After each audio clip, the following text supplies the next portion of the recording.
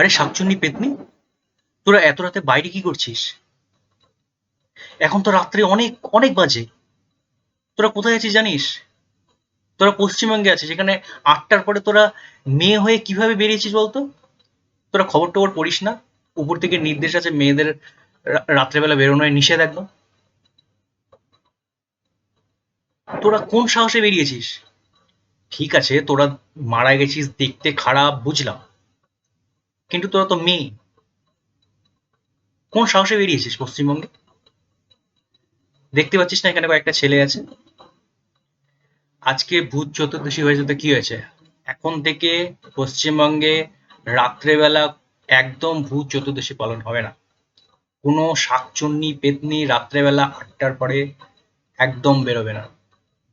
তোদের ভূত সমাজে সবাইকে বলে দিবি, যদি তোরা পশ্চিমবঙ্গে থাকতে চাস, ভূত চতুর্দশী পালন করা রাত্রেবেলা যাবে না।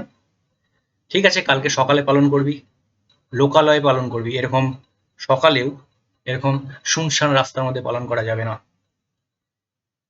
আজকে এক্ষুনি এখান থেকে চলে যা। কালকে সবাই মিলে একটা ভালো লোকালয় দেখে দিনের আলোতে ভূত চতুর্দশী পালন করবি।